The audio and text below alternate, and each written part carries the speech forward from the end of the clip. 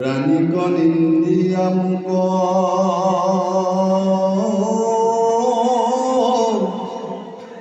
jijone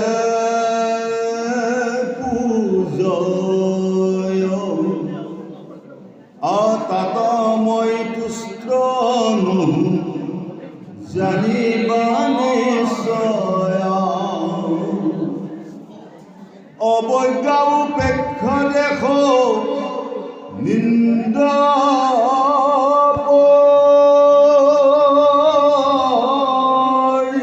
Hari তেবে মুখ পুজিবে ভক্তি ভাব করি অরামন্য থা পুজিলে মুখ ফলক নপাই স্বৰূপ কৰিয়া মই কহিলো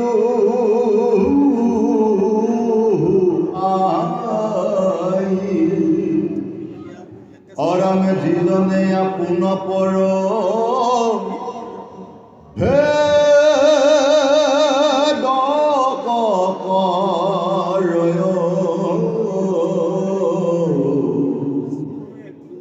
তাক মই ঘূৰতৰ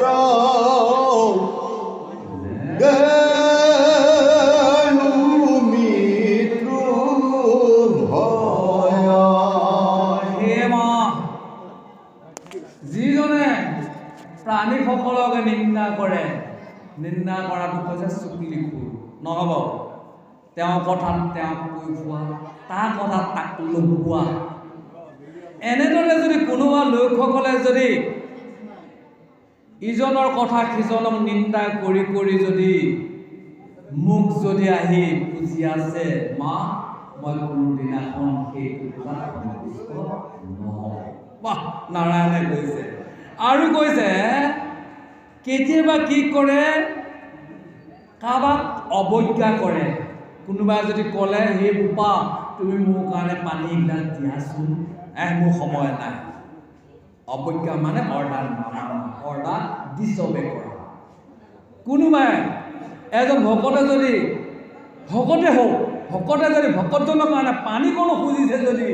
তেওঁ যদি সেই ভকতজনৰ যদি একদম মানা নাই বা ভকতানীৰ কাৰণে পানী এগিলাচ খুজিছে তাকো যদি আদিটো মানা নাই সেইজন আৰু কেতিয়াবা সি মোক দিব দে অপেক্ষা কৰি আছে মোৰ ল'ৰাটোৱে কাৰোবাৰ পৰা ধন চন মাৰি আনি মোক দিব দে উপেক্ষা কৰি আছে বা মোৰ নাতিতে পঢ়ি আছে বা উকিল হ'ব মোক ভাল কৰিব সদায় তামোল গোটাই থাকিব অপেক্ষা কৰি আছে তাৰ আৰু কৈছে কাৰোবাক হিংসা কৰি আছে কাৰোবাক নিন্দা কৰি আছে এইসকলে যদি মোক খুজি থাকে এইসকলে মোক নাপায় হেন জানি মা যদি মোক ভক্তিভাৱে পুজিব লাগে তেতিয়াহ'লে এইবোৰৰ পৰা তুমি পৰিহাৰ কৰি তুমি ভক্তি ভাৱটোৱে যদি মোক ভক্তি কৰা তেতিয়াহে মোক পায় অন্যথা সেনেদৰে যদি মনৰ ভিতৰত ৰাখি আছে কেতিয়াও মোক ফল নাপায় হে মা মই যে এজন নাৰায়ণ হয় মই যে ভগৱান হোৱাৰ মোৰতো যিটো আকৃতি বা মৃত্যু স্বৰূপ মোৰ যিখিনি মনৰ কথা মোৰ মনৰ লগত এজন ভক্তৰ কেনেদৰে মিলন হয় এই স্বৰূপটোৰ কথা মই তোমাৰ আগত ক'লোঁ বুলি নাৰায়ণে কৈ আছে চাওকচোন ভগৱানৰ কথাখিনি শুনি আজিৰ পৰা আমিও সতৰ্ক হোৱাটো বিশেষ প্ৰয়োজন আমি যদি এইখিনি কথা আজি শুনি লৈ যদি আমি এইখিনি মনৰ ভিতৰত যদি হৃদয়ত বান্ধি লৈ যদি ভক্তি কৰোঁ নিশ্চয় ভগৱন্তৰ চকু মুদাৰ লগে লগে প্ৰাৰ্থনা কৰাৰ লগে ভগৱন্তৰ ৰূপত শংখ চক্ৰ গদা পদ্ম আহি হৃদয়তে স্থিত এই নিগুণ কিন্তু আমি যদি এইখিনিক যদি আজিও বুজা নাই এইখিনি মৰ্মে যদি আমি কৰ্ম কৰা নাই হৰি হৰি কি হ'ব নহ'ব তাৰপিছত ক'লে হে মা এইটো কিন্তু চুত আৰু ভয় দেখি যোৱা নাই এনেদৰে কি কৰিছে যদি সেইসকল লোকে এনেদৰে যদি বেলেগ বেলেগ ভেদ হিচাপে কৰে মই তেতিয়াহ'লে সেইজনক মৃত্যুৰ ভয় দিম অৰ্থাৎ আমি যদি এনেদৰে কৰি আছোঁ তেতিয়াহ'লে আমি ক'ত যাব লাগিব সেই নৰকৰ ঘৰলৈ যাব লাগিব, সেইজনক মই মৰা ভয় দিওঁ। কিন্তু যিজন অতি উত্তম ভকত সেইজনে জীৱনটোতে গম পায় মই ক'লৈ যাম। এনে যদি ভগৱন্তক ভক্তি কৰে সেইজন মৃত্যু কেতিয়াও সঁচাকৈ ভাগৱত সঁচাকৈ কৈছোঁ প্ৰভুসকল, ভাগৱতে বুজাই দিছে এই আত্মাসকললৈ যায় ইমান স্পষ্ট। আমি যদি আজি নিৰ্গুণ ভকতি আগৰ পৰা এইখিনিলৈ যিখিনি আমি শুনিলোঁ, এইখিনিত যদি আমি ৰতি কৰি যদি ভগৱন্তক ভক্তি কৰোঁ, সেই নিৰ্গুণ ভকতিয়ে জীৱন্ততে জীয়াই পাব, তেওঁ বৈকুণ্ঠ যাবনে নৰকলৈ যাব। আৰু যদি এইবোৰ অগুণ কথাখিনি যদি আমাৰ গাত এতিয়াও লাগি আছে, ভগৱন্তই ক'লে মই সেইজনক গুৰুতৰ তেওঁ মৃত্যু হয়, সেইজনক মই মৰা ভয় শুনাই দিওঁ। নহয় আহক ইয়াৰ পিছত কি বুলি কয় কপিল ভগৱন্তে আজি দেৱমূৰ্তি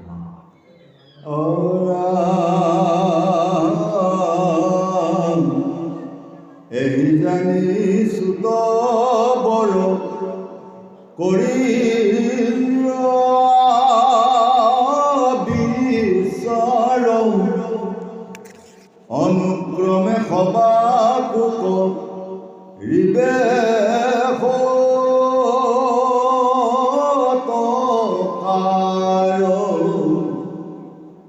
কিন্তু তাহম বাত মোক দেখিবে কমনে অন্তৰ্যামী ৰূপে ব্যাপী আছো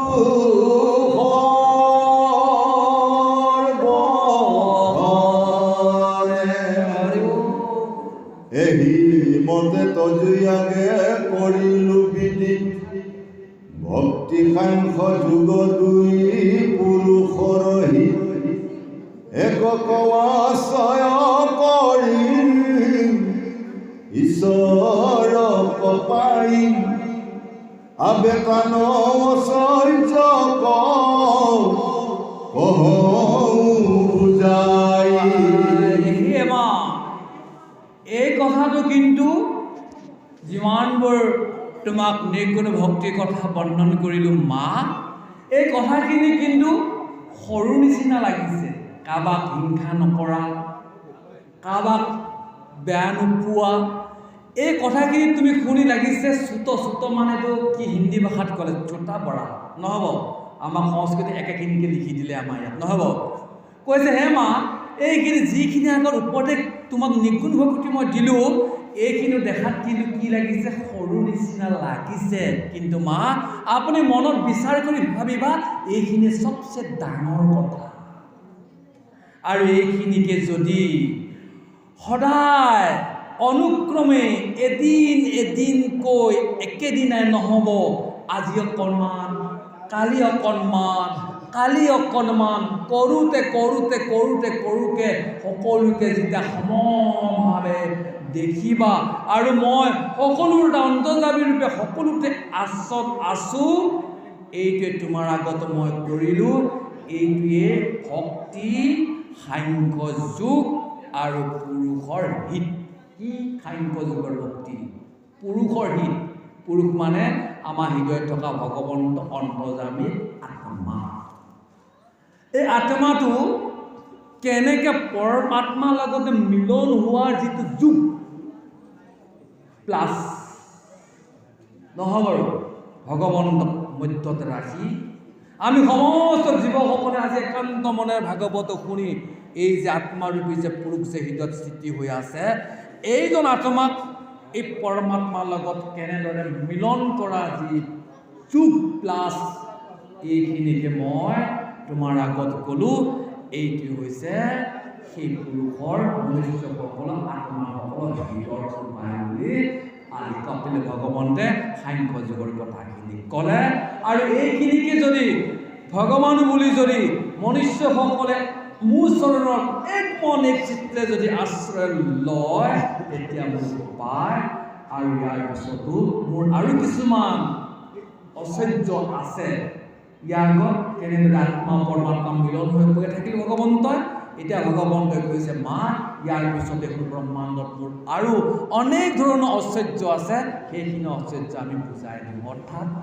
নিৰ্গুণ ভক্তি কথা ইতিমধ্যে পৰিসমাপ্তি ঘটিল। এতিয়া ভগৱন্তৰ ঐশ্বৰ্য বুলি ক'লে আমাৰ দেহটো কেনেকুৱা এইবিলাকৰ কথা এতিয়া অলপত ভাগিত বৰ্ণন কৰিব। আহক আমি ভগৱন্তৰ ঐশ্বৰ্য কথাখিনি আমি একান্ত মনেৰে জাক ভয়ে বায়ু বহে, সূৰ্যে প্ৰকাশ ইনে জাক ভয়ে মেঘ দৰে বৰি নখত প্ৰকাশে কালে কালে বিখসয় জাত ভয় হুয়া ফল পুষ্পক ধৰয় নদী বহে সমুদ্ৰয়ো পাৰ নলংঘয় অগ্নি দহে ভূমি সৌমে গিৰি নিমজ্জয় আৰাম আকাশে বায়ুক পথ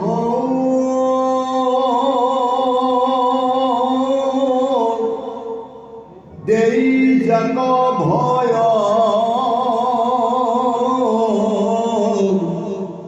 ব্ৰহ্মবাদী জাক ভয়ে জগত সজয়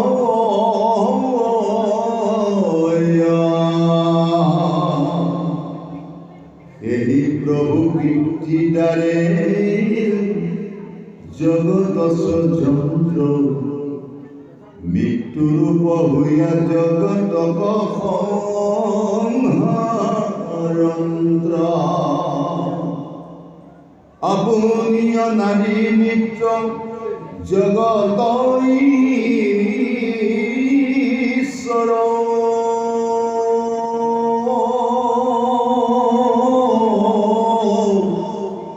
অতে প্রভু ভজনীয় ইতু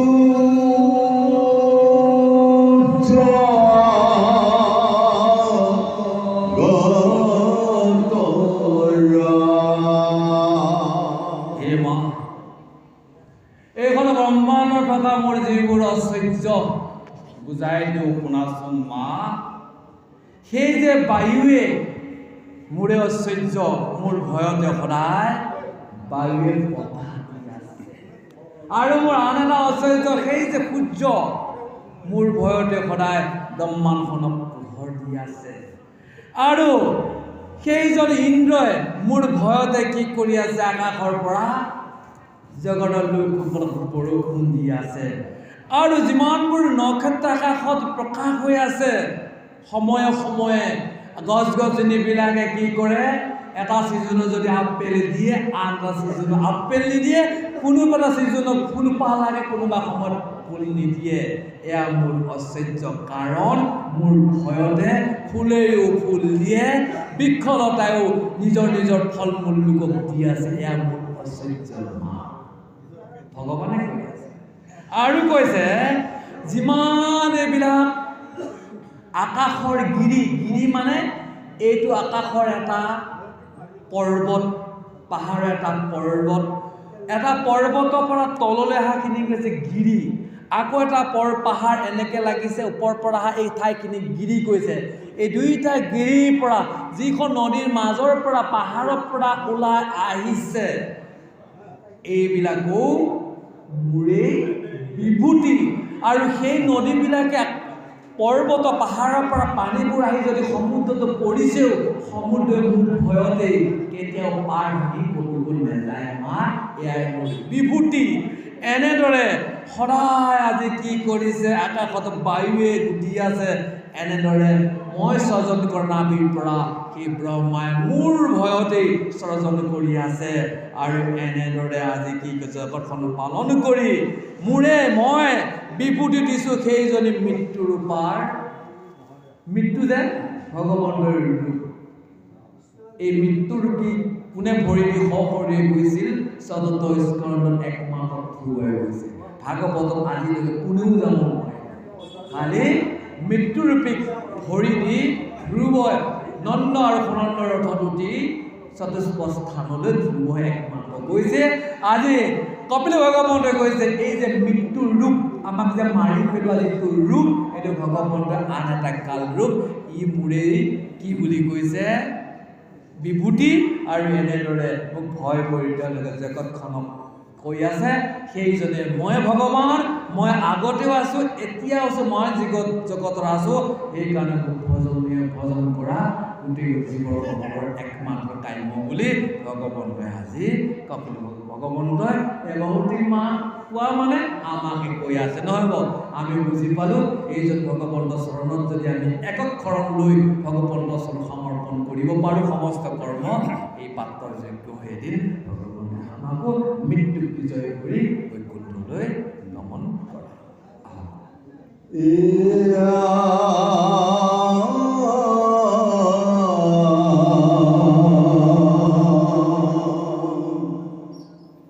ঈশ্বৰৰ মহিমা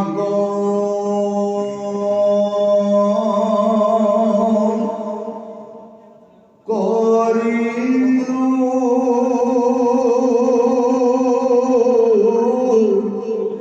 বৰ্ণন তাক তুমি ৰংগ মনে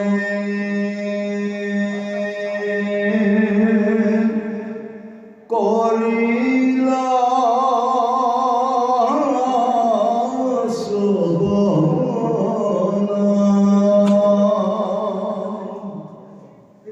কালৰ প্ৰভাৱ সমে জীৱৰ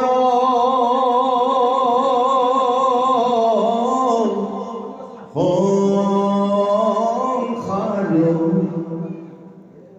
কহুৱা বেতাক সবে শুনা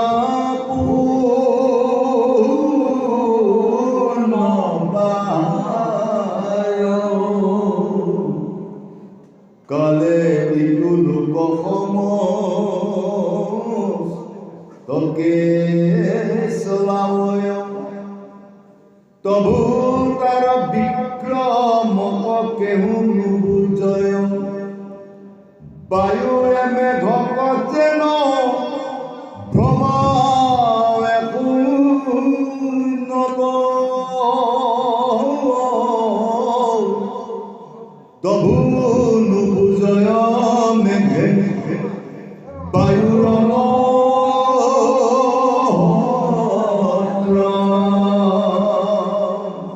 হে মা সেই পৰম ব্ৰহ্মৰ মহিমাৰ কথাখিনি তোমাৰ আগত মই সমস্তবোৰ বৰ্ণন কৰিলোঁ জানিলেনে বা আজি ভগৱানৰ অপূৰ্বৰ মহিমা ভগৱানে কি বস্তু তেওঁৰ মহিমা কি এই কথাখিনি মা তোমাৰ আগত মই ক'লোঁ আৰু মা তুমি বৰ আনন্দ মনেৰে তুমি কথাখিনি শুনিলা মা কিন্তু এতিয়া মই তোমাৰ আগত ক'বলৈ বিচাৰিছোঁ কালৰ প্ৰভাৱে সময় জীৱৰৰ সংসাৰ কালৰ মানে বৰ্তমান আজি শনিবাৰৰ এইখিনি কৈছে সময় এই সময়খিনিক কেনেদৰে জীৱসকলে ইয়াৰ সময়খিনিয়ে কেনেদৰে প্ৰভাৱ পেলায় এই কথাখিনি মই পুনৰবাৰ সেইখিনি সত্য যুগত প্ৰথমতে কৈছিল আজি যদি আমি সকলো অন্তৰৰ পৰা যদি ভাবি লওঁ আজি শনিবাৰৰ এই সময়ৰ প্ৰভাৱখিনি নহয় বাৰু এইটো কৈছে কালৰ প্ৰভাৱ জীৱৰ সংসাৰ অৰ্থাৎ সংসাৰিক জীৱন আমাৰ সময়ৰ প্ৰভাৱ এইখিনি মই তোমাক কওঁ কাৰণ সমস্ত লোককে মা কালৰূপীয়ে সকলোকে চলাই আছে কিন্তু কোনেও সময়ৰ যিটো শক্তি কোনেও বুজি নাপায় যেনেদৰে এতিয়া সন্ধিয়া সময় লাগিছে কালৰ সময় কালটো যে ইমান শক্তিশালী আহিব লাগে আমি ভগৱন্তৰ দুৱাৰ দলিলৈ, কিন্তু কালৰ শক্তিটোক আমি বুজি নাপাই ঘৰতে বহি চাহ খাই বহি আছোঁ। কেনেদৰে গতি হ'ব বাৰু এই কথাটো কৈছে, কাৰণ লোকসকলে কালে লোকসকলক চলাই থাকে, কিন্তু লোকসকলে কালৰ শক্তিটো কোনো নুবুজে। যেনেদৰে আকাশত বা শূন্যতে বতাহটো ঘূৰি ফুৰে, বতাহে কেতিয়াও সমানে কি নিজৰ মহত্বটোক বুজি নাপায়, ঠিক তেনেদৰে এটা জীৱই নিজৰ সময়ৰ যিটো কালৰ যিটো শক্তি, এই শক্তিটো কেতিয়াও জীৱসকলে বুজি নাপায় বুলি ভগৱন্তই কৈ আছে।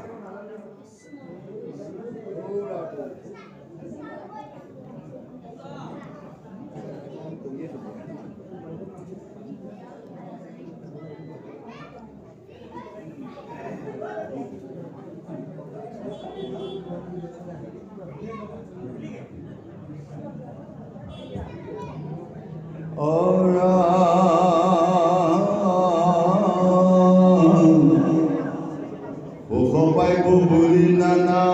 কৰয় প্ৰয়াস, জীৱা অৰ্থে আৰু যে তাকো কালে কৰে না, তেবে তাৰ অৰ্থে সুখ কৰে দিন ৰাতি, কালৰ বিক্ৰম তাক বুজিবা হাৱাতি, আৰাম গৃহ ক্ষেত্ৰ পুত্ৰ মিত্ৰ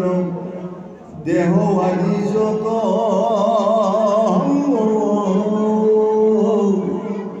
ইটো সবে মিছা পৰমাৰ্থ বিচাৰত, ৰাম ৰাম মুহূৰ্ত দুৰ্মতি হবে সত্য মানে মনে, তাহাৰ বিনাশে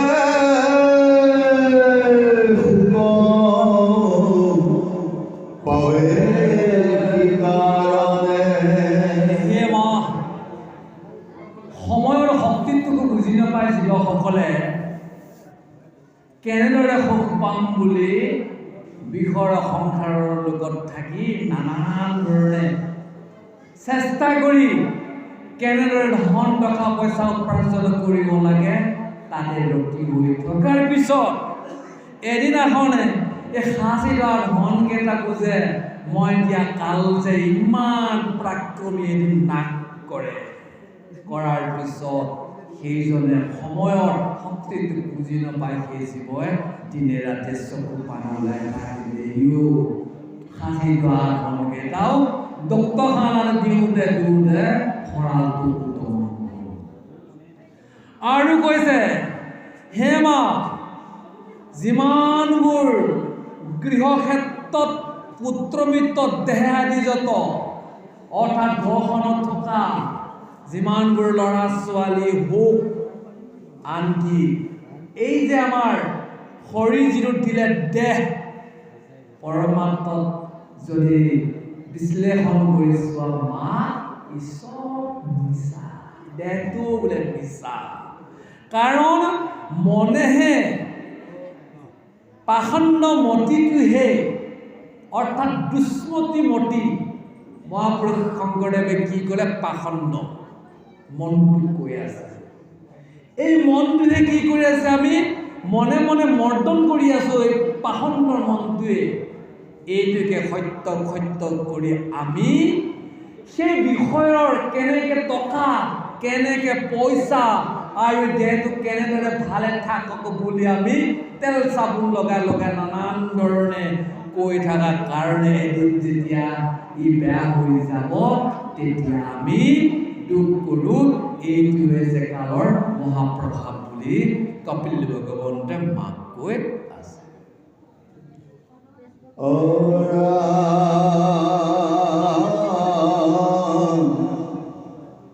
ঘোৰ সংসাৰত যেই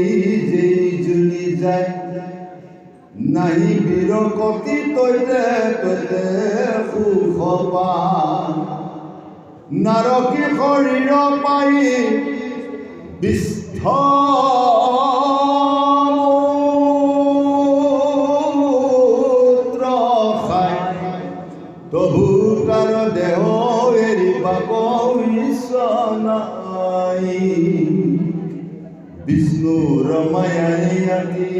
কৰিছে মোহিত তাতে আৰু আনন্দ ভয় পতিনিত কুটুম্বত মনে ইয়াতি কৰিয়া শপতি বৃদ্ধ সেৱাহীন ভৈল জীৱ দুৰ্মতি। সেইকাৰণে সংসাৰখনত এই জীৱসকলে বাৰে বাৰে জিউনিত যায় প্ৰৱেশ কৰে। এতিয়া যদি মানুহ হৈছোঁ বেয়া ভগৱানক চিন্তন নকৰিলোঁ টকাকেইটা ঘৰতে থাকোঁ কাৰণে অহা জন্মৰ নৰকৰ যান্ত্ৰণা ভোগী কৰি আহি সাপ এটা হৈ এনেকৈ ৰখি আছে। আৰু সেই সাপটো হৈ থকাৰ পিছতো তাতো বোলে সুখ নাই মা, কিন্তু সেই সাপৰ দেহটোকে লৈ বেয়া বেয়া বস্তুবিলাককে গ্ৰহণ কৰি ফুৰি আছে। তথাপি বোলে সেই সাপৰ দেহটো যে আকৌ এবাৰ পালেহি সেই দেহটোকো মা যাব কাৰণে ইচ্ছা নকৰে। কাৰণ এয়াই ভগৱন্তৰ মোৰ মায়ে গোটেই জগতক পুৰণ জন্ম জগতক মোৰ মায়ে মুহি থৈ আছে। আৰু তাতে সদায় জীৱসকলে কি কৰি থাকে প্ৰতি প্ৰত্যেক সময়তে তাকে আনন্দ ভাবি থাকে। কোনোবাই মনুষ্য হৈ তাকে পুহি ভাল পাই আছে। আৰু সাপ এটা হৈ পেলাই যে আহিল যে বা কুকুৰ এটা যে হৈ আহিল প্ৰত্যেক দিনাখনকে তাকে ভাল পাই আছে। লোকৰ চোৱা খানি কৰি বাৰে খাম আকৌ ঘূৰি পকি তাতে যাম নহ'ব। এনেদৰে জীৱসকলে প্ৰতিদিনে তাতে আনন্দ লৈ থাকি এনেদৰে আজি সেই মনটোৱে সেইজনে মনুষ্যই সেই মনেৰে যিমানবিলাক আশাকতি কৰি আছিল এনেদৰে কওঁতে সেইজনৰ জীৱই সেইদিনাখন গৈ যেতিয়া বুঢ়া সময় আহিব তাৰ মতিটো কি হ'ব মা কওঁ নাছিল বুলি এতিয়া আমাৰ জীৱৰ মনুষ্যলৈকে ঠেলিয়াই সাধু সংগে মূৰ পাৱে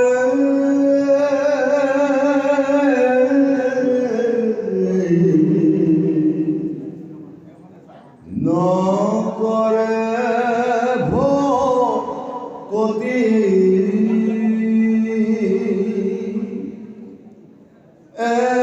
মন সংসাৰে ভ্ৰমে লোভিয়া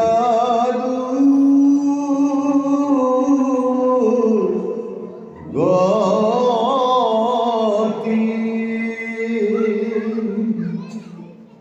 যে ব্যবহার যা পুত্র ভিত্র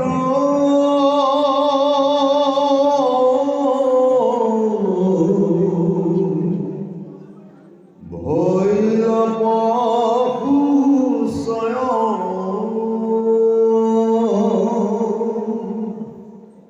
কীট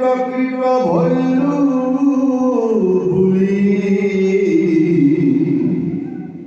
পাছে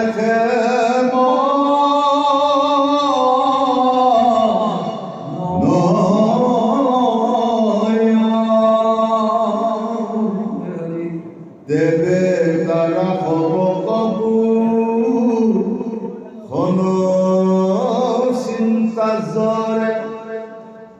নাহি কিছু সুখ সর্বঙ্গ দাহ করে খনু বেশ্যা নারী রসিন গর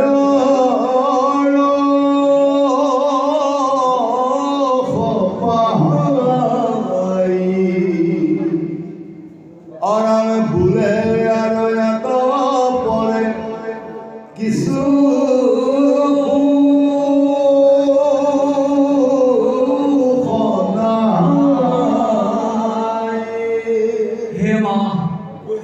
যেতিয়া এজনে জীৱই যেতিয়া বেয়া কৰ্ম কওঁতে বুঢ়া অৱস্থা আহিব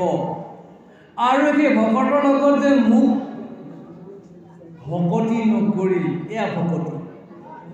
ভকতি বেলেগ নহয়। এই যে একান্ত মনেৰে আমি প্ৰেমভাৱে আসনতো বহি ভগৱন্তৰ লগত যে শুনি আছোঁ কথাখিনি এই যে মোৰ লগত যে ভকতৰ লগত যে মোক ভক্তি নকৰাৰ কাৰণে আজি যেতিয়া বুদ্ধ অৱস্থা হৈ এনেদৰে সেই দুৰ্গতিতেই আজি বেয়াৰ গতিতেই সংসাৰ বাৰে বাৰে পুনৰুপিত জনম, পুনৰুপিত মৰণ, পুনৰুপিত জনম, পুনৰুপিত মৰণ বাৰে বাৰে জীৱসকলে এইখন সংসাৰতে পৰিক্ৰমা লগাই থাকে মা। আৰু সেই যে সদায় সংসাৰখনৰ কথাকে চিন্তন কৰোঁতে কৰোঁতে কৰোঁতে কৰোঁতে পুৰা সময়তে নিজকে ভাবে মই এই সকলোক যে ভালদৰে পাব পাৰিলোঁ, কৰিলোঁ, মাটিকো ঢেৰ কিনিলোঁ, তাকে নিজকে মনতে ভাবি কি থাকে জানে, মই বৰ কৃতকাৰ্য হ'লোঁ দেই মানুহৰ জন্মটো লৈ। সেইসকলে ভাবি এনেদৰে সেইসকলক পোহপাল দিয়া চিন্তা বেমাৰতে থাকোঁতে সুখ সংগ নহওঁতে এদিনাখন এই মানৱী দেহা পোৱা অংগটো শেষ হৈ গুচি যায়। যেনেদৰে ভগৱানে উপদেশ দিলে, যেনেদৰে এজনী বেশ্যা নাৰীৰ ওচৰত এজন যদি পৰপুৰুষে যোৱাৰ পিছত সেই শৃংগাৰ সময়ৰ শেষ হোৱাৰ পিছত যিখিনি দুখ পায়, ঠিক তেনেদৰে এই জীৱটোৱে ঘৰখনৰ সংসাৰৰ লগত কাম কৰোঁতে কৰোঁতে কৰোঁতে যেতিয়া ঠুপুচ হৈ যেতিয়া নৰকৰ যান্ত্ৰণা হায় হায় হায়, যেতিয়া জমে বোলে বেকা ভৰিখনে পিঠিতে হেঁচা দি যেতিয়া জীৱটো টানি লৈ যাব, আত্মা লৈ গ'ল আপোনালোকৰ ২৪ তত্ত্বৰ ভিতৰত মন, চিত আৰু বুদ্ধি, অহংকাৰটো সেই জমৰৰ কোনটো দেহত বোলে প্ৰৱেশ কৰি যাতনা দেহত সোমোৱাই দি এইখনে পৃথিৱীৰ পৰা ৩৬৫ দিন চুচুৰাই যেতিয়া নৰকলৈ লৈ গৈ থাকিব, ওলাবগৈ অলপ পিছত কি যে কষ্ট হ'ব আহি আছে। আহকচোন জমৰ যান্ত্ৰণাখিনি পিছে পিছে আপোনালোকক শুনিবলৈ আমি সকলোৱে আমি এতিয়া নকওঁ এই যান্ত্ৰণা কেনেকুৱা দুখ লগা ক'বগৈ এতিয়া।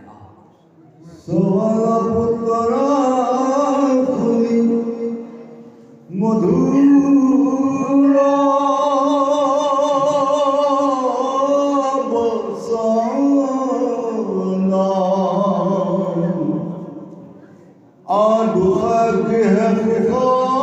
মানি থাকে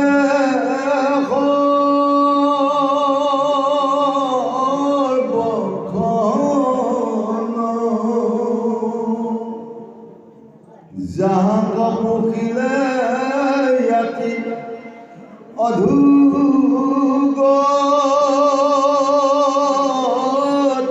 যাই আৰাম তাহম্বা কপুখে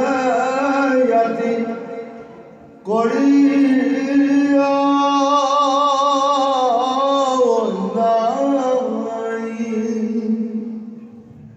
যেবে দেখে আপোনাৰ অৰ্থ ভয় লক্ষয় পৰৰ ধনক তেবে মনত বাঞ্ছয় এহি মতে যুৱা কাল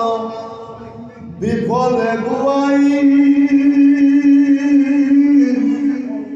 অপাছে ইয়াকি তাক বিদ্ধ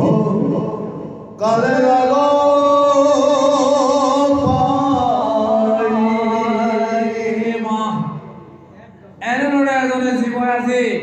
নিজৰ ঘৰত থকা অতি মৰমৰ লাভলী ল'ৰা ছোৱালী কথাখিনিকে শুনি সেই ঘৰখনৰ যদি দুখেও থাকে তথাপি তাকে নিজৰ ল'ৰা ছোৱালী মৰমৰ মিঠা মিঠা মাতকেইটাকে তাকে সুখ মানি এনেদৰে থাকে।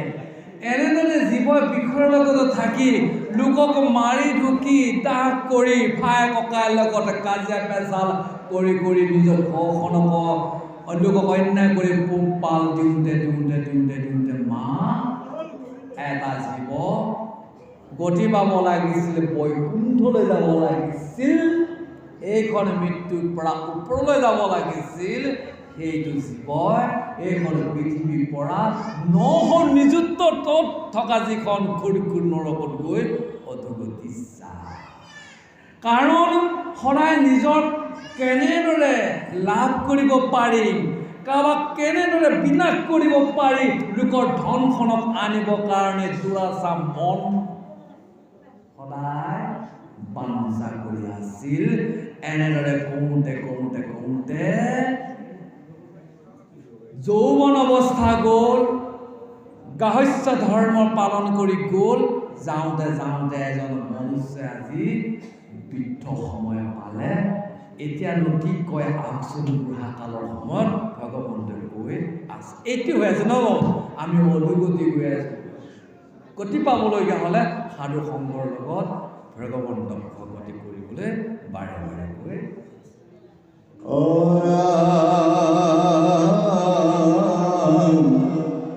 কুটুম্বকু পুকিবাক নাহিকে শপতি অনিশ্বাস পৰি থাক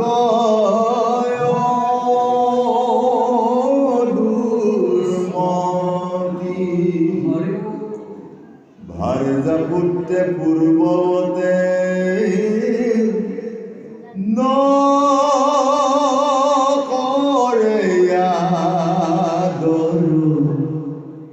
অল্প বচনতে তাক কৰে অনুত্তৰ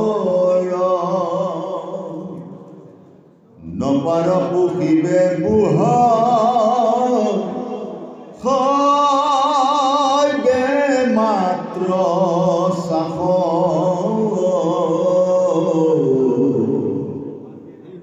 এভুকি কাৰণে বুঢ়া মৰিয়া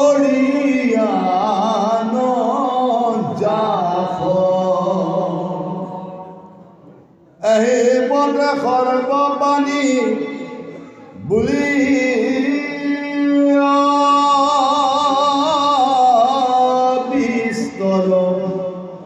অন্নমুঠি দিয়া বোলে অবুঢ়া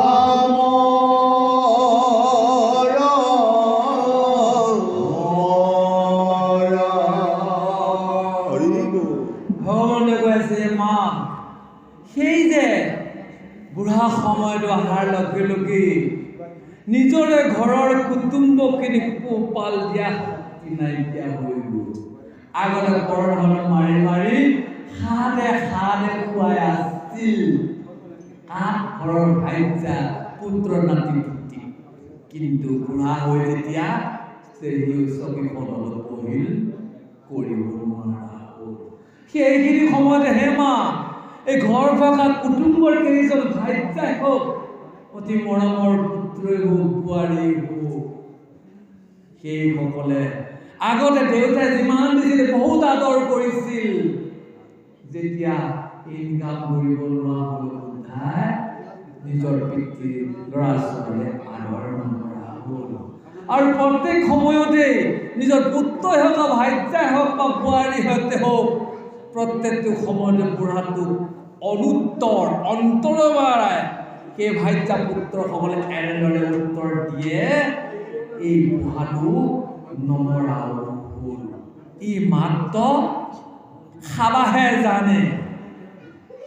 এনেদৰে আজি খুব বেয়াকৈ লেতেৰাকৈ সেই পুত্ৰ ভাইজা বোৱাৰীহঁতে অন্তৰৰ পৰা সেই বুঢ়াক এনেদৰে উত্তৰ দিয়ে, মা ভাত কলম দিয়ে যদিও বোলে বোৱাৰীহঁতে কয়, বুঢ়া এনেদৰে বৃদ্ধৰ কালত জীৱসকলক কিদৰে এনেদৰে যান্ত্ৰণা পায়, কাৰণ ভকতৰ লগত ভক্তি নকৰাৰ ফলত এনেদৰে তেওঁৰ মতিটো যে বেয়া আছিল, এনেদৰে কষ্ট পাই থাকে বুলি সময়ৰ শক্তিটো আজি কপিল ভগৱন্তই কৈ আছে, অৰ্থাৎ আমাকে কৈ আছে। আজি এইখিনি সময় 2025 বছৰৰ যিটো ভয়ংকৰ শক্তি, এই শক্তিটোক যদি আমি কালৰ শক্তিটোক যদি বুজি লৈ আমি যদি ভগৱন্তৰ আশ্ৰয় লওঁ, তেতিয়াহ'লে আমাৰ এইখিনি নাপাব। আৰু যদি কালৰ সময়ৰ 2025 চনৰ শক্তিটোক যদি বুজি নাপায়, এনেদৰে যদি আমি নিজকে চেষ্টা কৰি পোহপাল দিয়াত যদি ব্যস্ত হৈ থাকোঁ, মতিটো দিওঁ, যিদিনাখনে চকীত বহি দিম, এনেদৰে জীৱসকলক বুঢ়া সময়ত কষ্ট দিয়ে বুলি আজি কপিল ভগৱন্তই কৈ আছে।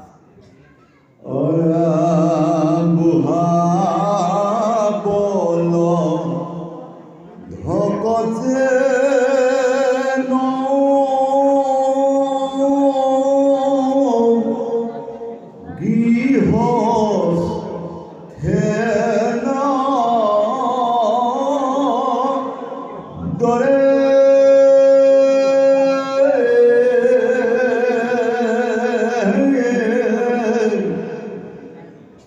তাকো ভাৰ যাম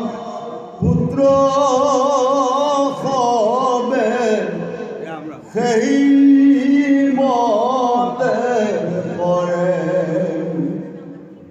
তথাপি পীৰতা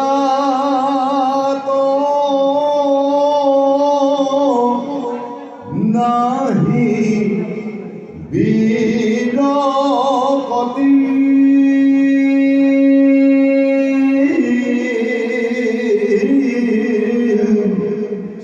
নলয় সাধুৰ সংগে নকৰে ভকতি জৰা ৰোগে শৰীৰক বিবৰ নকৰিল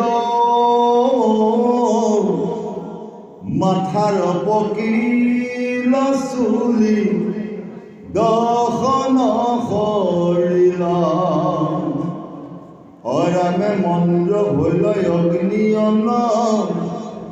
পালু যায় ক্ষয় অৰামে গৃহে পৰি থাকে শান্তি অবাকুল